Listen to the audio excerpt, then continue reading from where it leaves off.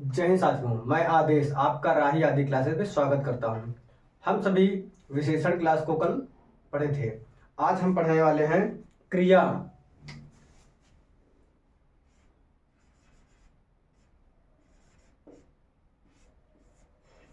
पढ़ेंगे क्रिया। क्रिया जिस शब्द से किसी कार्य का करना या होना पाया जाए वह हमारी क्रिया होती है। जैसे रोना, गाना, हंसना, पढ़ना, लिखना। तो अब हम इसकी परिभाषा को लिखते हैं। जिस शब्द से, ये हमारी परिभाषा है, जिस शब्द से किसी कार्य का होना या करना पाया जाता है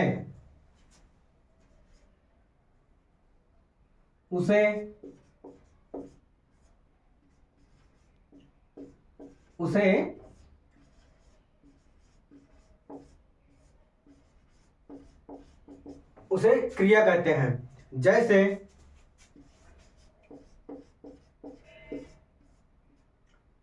जैसे रोना, गाना, पढ़ना, लिखना, हंसना इत्यादि। जो हमारी क्रिया होती है वह विकारी शब्द होता है, यानी इसमें परिवर्तन होता है। तो अगला पॉइंट देखते हैं। क्रिया विकारी शब्द है। यह यानी क्रिया, जो क्रिया होगी वह हमारी लिंग और वचन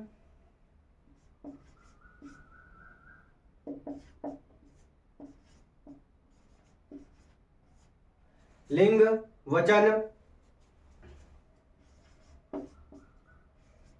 वचन कारक के अनुसार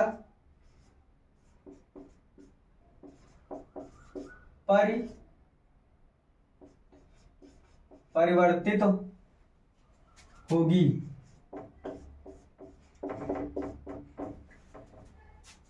क्रिया में लिंग और वचन के कारण परिवर्तित होगी।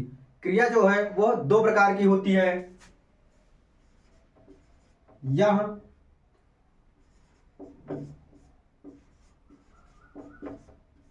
दो प्रकार की होती है।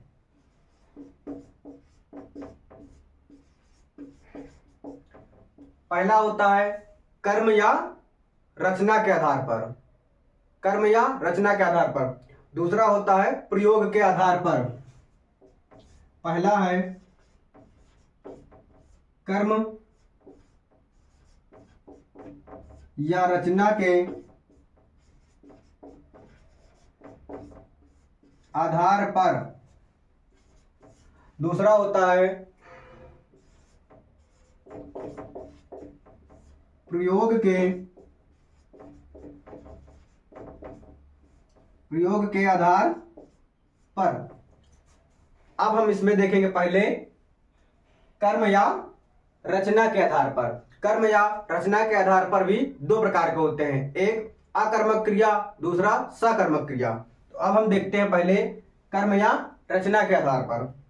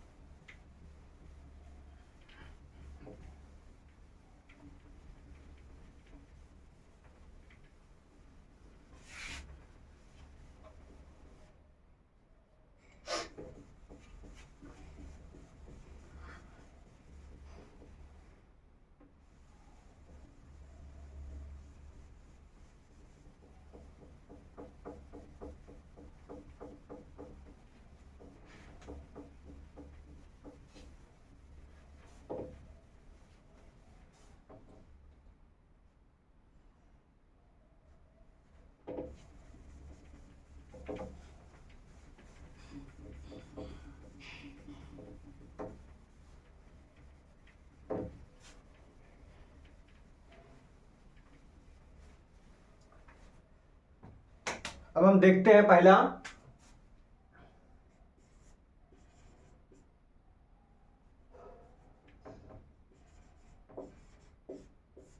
कर्म या रचना के आधार पर। इसमें हम पहला देखेंगे आकर्मक क्रिया, दूसरा होता है सकर्मक क्रिया। तो हम पहले देखेंगे आकर्मक क्रिया।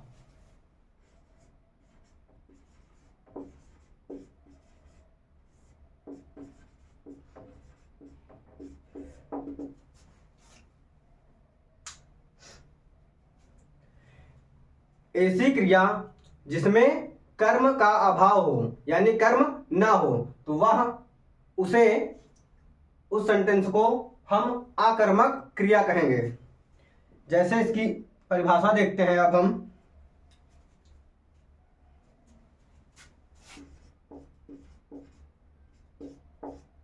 ऐसी क्रिया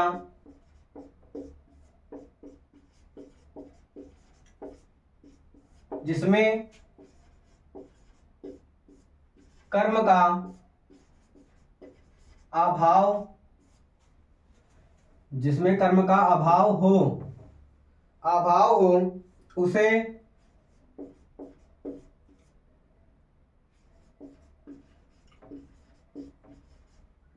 आकर्मक क्रिया कहते हैं। कौन सी क्रिया आकर्मक होगी और कौन सी सकर्मक होगी उसमें हम अगर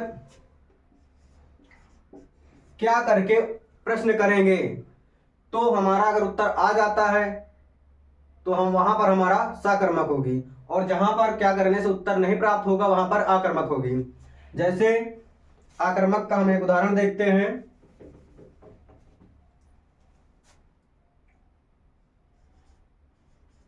वह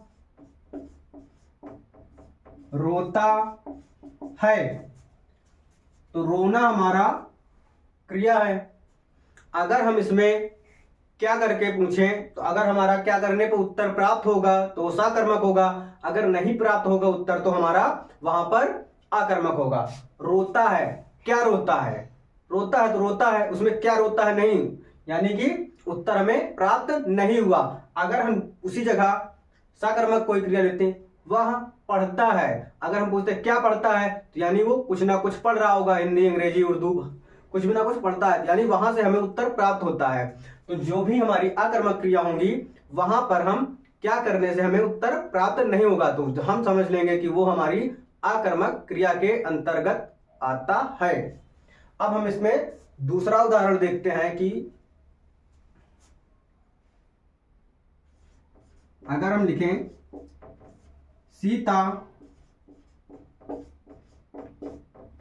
सोती है, अगर सोती की जगह पे हम क्या करके पूछे क्या सोती है, यानी सोती है तो सोती है, वहां पे कोई कर्म नहीं है, तो यहां पर हमारी ये आकर्मक क्रिया के उदाहरण हैं। जैसे और देखते हैं, अगर हम लिखे रीता जाती है, तो जाना भी हमारा आकर्मक क्रिया है। क्या जाती है, हम कहां जाती है नहीं, क्या जाती है, क्योंकि कहां से तो प्रश्नवाचक हो जाएगा, तो क्या जाती है नहीं पता, यानी कोई उत्तर में नहीं मालूम हो रहा है, तो हमारा ये आकर्मक क्रिया के अंतर्गत आएगा। और उदाहरण देखते हैं हम, जैसे अमन खेलता है, खेलता है, क्या खेलता है, तो कुछ ना कुछ खेल रहा होगा, यहां से अगर हम देखें तो उत्तर हमें प्राप्त हो जाएगा, तो ये हमारा आकर्मक क्रिया नहीं होगी, सकर्मक होगी। तो यहां हम खेलना की जगह हम लिख देते हैं दौड़ता है, क्या दौड़ता है, दौड़ता है, तो यहां अमन दौड़ता है,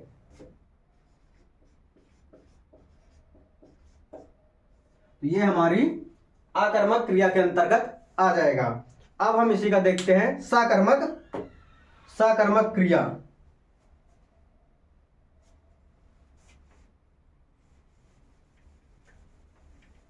हम ये कर्म या रचना के आधार पर पढ़ रहे हैं। तो इसके दो भेद होते हैं, कौन कौन से? आकर्मक क्रिया और सकर्मक क्रिया। हमने देख लिया है आकर्मक क्रिया को। अब हम देखेंगे दूसरा इसी का सकर्मक क्रिया।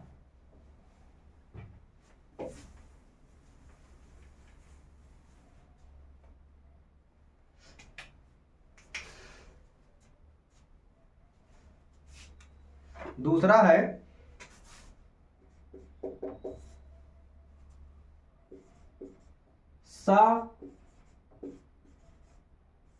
सकर्मक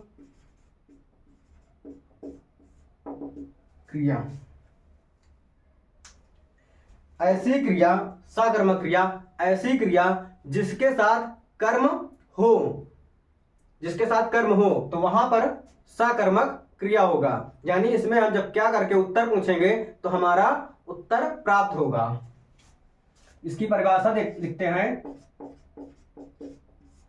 ऐसी क्रिया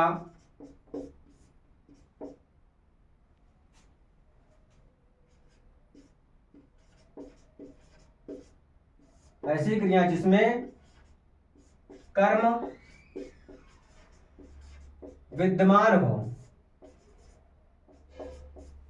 विद्यमान हो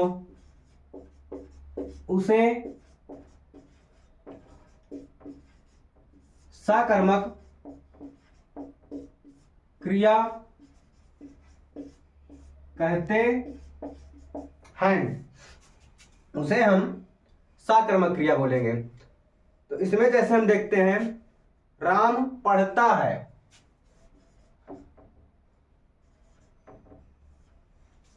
राम पढ़ता है। अगर हम लिख दें राम पुस्तक पढ़ता है तो यहां पे कर्म विद्यमान होगा। और हम लिखें राम पढ़ता है तो यहां पर कर्म छिपा हुआ होता है। यानी किसी किसी शब्द में कर्म हमारा छिपा भी हो सकता है। अब हम देखते हैं, राम पुस्तक पढ़ता है। पढ़ना के साथ हम अगर क्या करके उत्तर पूछे, राम पढ़ता है यानी क्या पढ़ता है, तो हमारा यहाँ पे आएगा कि राम पुस्तक पढ़ता है।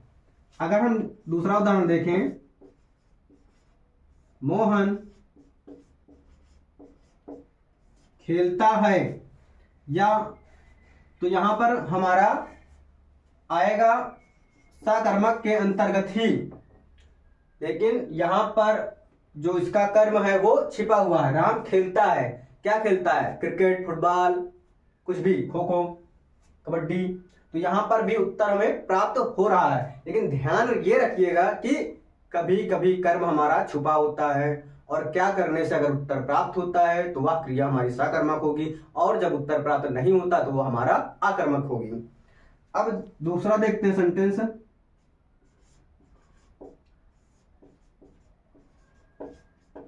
गिलास में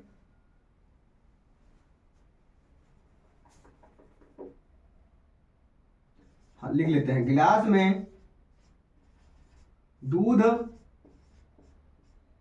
रखा है। क्या रखा है? यानी दूध रखा है। तो यहां रखना जो क्रिया है और दूध कर्म आ गया, तो ये हमारे सकर्मक के अंतर्गत होता है। अगर हम इसी में देखें तो एक कर्मक क्रिया भी होती है। सकर्मक क्रिया के दो भेद होंगे, एक कर्मक क्रिया और द्विकर्मक क्रिया।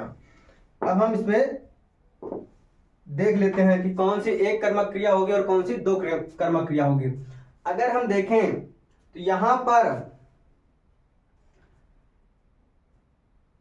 जहां पर कर्म एक ही होगा, यहां से जैसे अगर इस उदाहरण में देखें, मोहन खेलता है, तो यहां पर खेलना, क्या खेलता है, यानी उत्तर प्राप्त होगा तो एक ही चीज का प्राप्त होगा, तो यहां पर एक कर्मक क्रिया हो जाएगी। ये उदाहरण इसमें भी आ जाएगा जब, लेकिन ऑप्शन क्या होगा, सकर्मक क्रिया होगा या फिर एक कर्मक क्रिया होगा। तो अगर एक कर्मक होगा तो एक कर्मक क्रिया पे हम टिक करेंगे, और अगर एक कर्मक नहीं होगा तो सकर्मक होगा तो सकर्मक क्रिया पे हम टिक कर देंगे। लेकिन अब हम देख लेते हैं इसमें एक कर्मक क्रिया और द्विकर्मक क्रिया।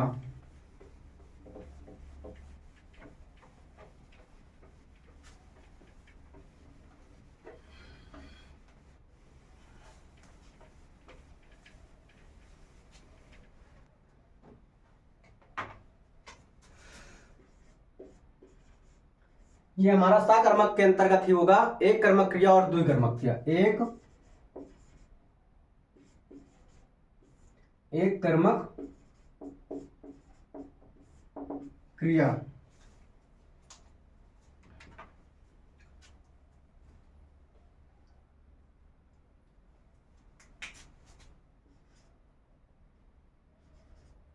यहां पर होगा वह क्रिया, वह क्रिया जिसमें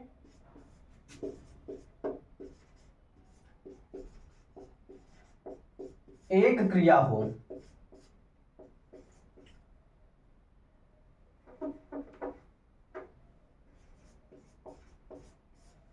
जिसमें एक क्रिया हो उसे हम एक कर्मक क्रिया बोलेंगे। उसे एक कर्मक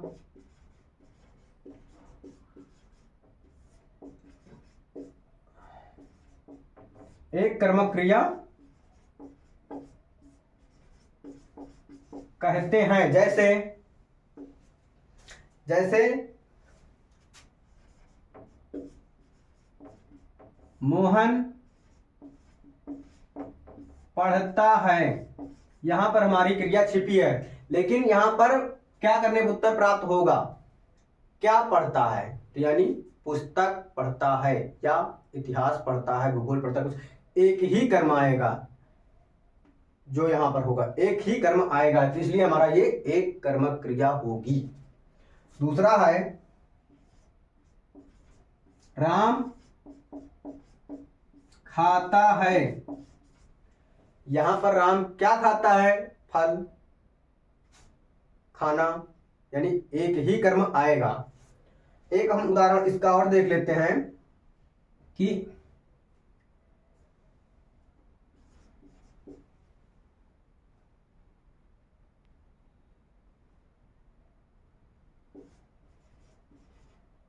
सोहन गाता है। यहां पर कर्म छिपा हुआ है, लेकिन गाता है, क्या गाता है? गाना गाता है, यानी एक ही कर्म हमारा निकल कर आ रहा है। इसके बाद हम देख लेते हैं द्विकर्मक क्रिया।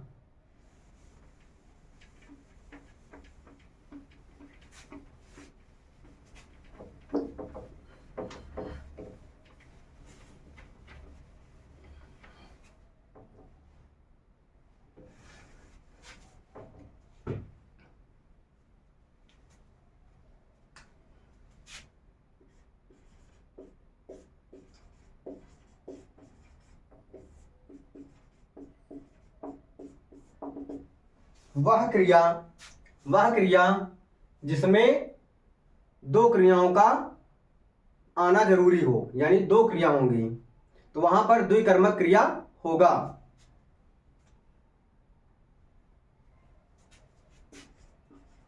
वह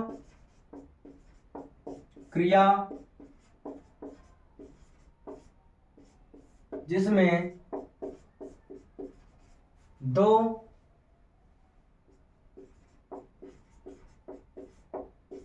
दो क्रियाओं का प्रयोग हो,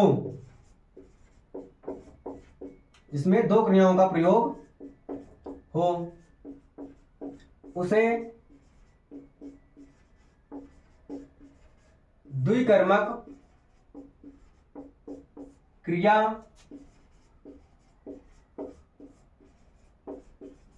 कहते हैं।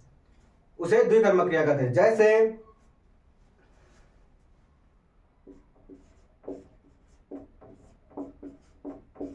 जैसे पिताजी मेरा पत्र पढ़ रहे हैं। यहां पर पढ़ना एक क्रिया और दूसरा है पत्र, तो यहां पर दो क्रियाओं का होना पाया जा रहा है। जब दो क्रियाएं पाई जाएंगी तो वहां पर द्विकर्मक क्रिया होगी। इसका अगला उदाहरण देखते हैं।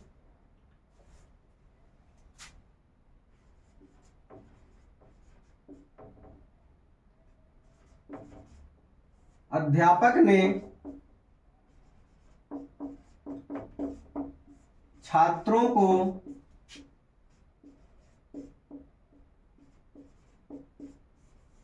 हिंदी पढ़ाई। यहां पर भी कर्म आ रहे हैं दो, छात्रों को हिंदी पढ़ाई। तो यहां पर दो कर्म जब आएंगे तो वह हमारी दो कर्मक क्रिया होगी। जैसे फिर दूसरा देखते हैं,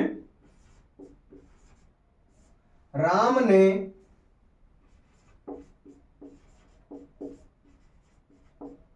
मोहन को फल दिया।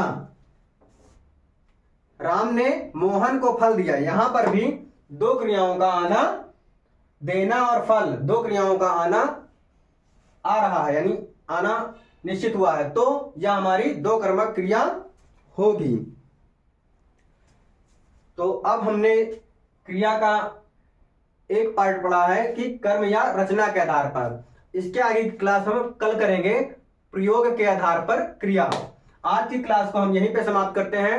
आप सभी इस क्लास को लाइक कीजिए, सब्सक्राइब कीजिए, शेयर कीजिए और अपने सभी दोस्तों को बोलें कि मेरे द्वारा जो हिंदी पढ़ाई जा रही इस क्लास को देखें, 2 4 10 क्लास देखें और जो मैंने पढ़ा चुका हूं जिन जिन चैप्टरों से, वहां से प्रीवियस ईयर का पेपर उठाएं। अगर वहां से क्वेश्चन आया है तो मिलाएं। अगर क्वेश्चन मिल रहा है, आप क्वेश्चन कर रहे हैं, तो इसका मतलब सही पढ़ाया जा रहा है। ये मत सोचिए कि यहाँ पर भीड़ नहीं है, भीड़ तो भी नहीं है क्योंकि अभी शुरुआत हुई है, लेकिन धीरे धीरे लोग जुड़ते जाएंगे। ये सब आपके ऊपर डिपेंड है कि आप कितना इस क्लास को पसंद करते हैं और कितना लोगों को बताते हैं। तो बस आज की क्लास यहीं पे समाप्त करते हैं। धन्यवाद।